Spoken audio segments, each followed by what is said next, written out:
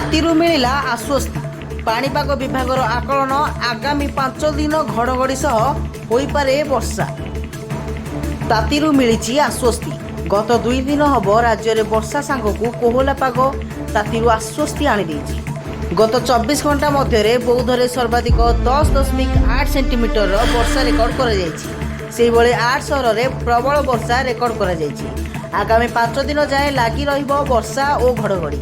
ଆସନ୍ତା 24 ଘଣ୍ଟାରେ ବିଜୁଳି ଘଡ଼ଘଡ଼ି ସହ ରାଜ୍ୟର ବିଭିନ୍ନ ଜିଲ୍ଲାରେ ପ୍ରବଳ ବର୍ଷା ହେବାର ସମ୍ଭାବନା ରହିଛି। ଗଞ୍ଜାମ, ଗଜପତି ଓ କନ୍ଧମାଳ ଜିଲ୍ଲାରେ ପ୍ରବଳ ବର୍ଷା ହୋଇପାରେ ବୋଲି ଆକଳନ କରିଛି ପାଣିପାଗ ବିଜ୍ଞାନ କେନ୍ଦ୍ର।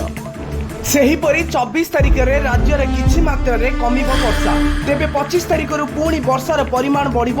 26ରେ ଗୋଟେ ଦୁଇଟି ସ୍ଥାନରେ ପ୍ରବଳ ବର୍ଷାରୁ ଅତି ପ୍ରବଳ ବର୍ଷା ହେବାର ସମ୍ଭାବନା ରହିଛି।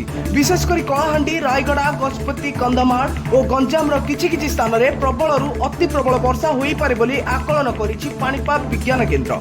ଆଗାମୀ 4ରୁ 5 ଦିନ ପାଇଁ ବିଜୁଳି ଘଡ଼ଘଡ଼ି ପାଇଁ ସତର୍କ ସୂଚନା ଦିଆଯାଇଛି। ଉପକୂଳ ଓଡ଼ିଶା ସମେତ ବଲାଙ୍ଗୀର, ନୂଆପଡ଼ା, ସୋନପୁର ଆଦି ଜିଲ୍ଲାର କିଛି କିଛି ସ୍ଥାନରେ ଘଡ଼ଘଡ଼ି ବିଜୁଳି ମାରିବା ସମ୍ଭାବନା ରହିଛି। ଏଣୁ ସତର୍କ ବାଣୀ ଦେଇଛି ପାଣିପାଗ ବିଜ୍ଞାନ କେନ୍ଦ୍ର। ରାଜ୍ୟରେ ପ୍ରାୟ ସବୁ ଜିଲ୍ଲାକୁ ଛୁଇଁଛି ମୌସୁମୀ। ସୂଚନା ଅନୁସାରେ ସୁନ୍ଦରଗଡ଼, ଝାରସୁଗୁଡ଼ା, ମୟୂରଭଞ୍ଜ, କେଉଁଝର ଓ ବାଲେଶ୍ୱରର କିଛି ଅଞ୍ଚଳରେ ପହଞ୍ଚିନି ମୌସୁମୀ। ମୌସୁମୀ ପାଇଁ ଏବେ ପାଗ ଅନୁକୂଳ ରହିଛି। ଆଗାମୀ 3ରୁ 4 ଦିନ ମଧ୍ୟରେ ସମ୍ପୂର୍ଣ୍ଣ ଓଡ଼ିଶାକୁ ଛୁଇଁବ ମୌସୁମୀ। ସେହିପରି ଏବେ କମିଛି ଗୁଳୁଗୁଳି। ଉତ୍ତର ଉପକୂଳ ଓଡ଼ିଶାରେ ସର୍ବାଧିକ 30 ଡିଗ୍ରୀ ଭଳି ତାପମାତ୍ରା ରେକର୍ଡ କରାଯାଇଛି। ସେହିଭଳି ଦକ୍ଷିଣ ଉପକୂଳ ଓଡ଼ିଶାରେ ପ୍ରାୟ 28ରୁ 30 ଡିଗ୍ରୀ ତାପମାତ୍ରା ଦେଖିବାକୁ ମିଳିଛି। କିନ୍ତୁ ଆଗକୁ 2ରୁ 3 ଡିଗ୍ରୀ ଭଳି ପଡ଼ିପାରେ ତାପମାତ୍ରା। ବ୍ୟୁରୋ ରିପୋର୍ଟ, ଜାଗର 24 ନ୍ୟୁଜ୍।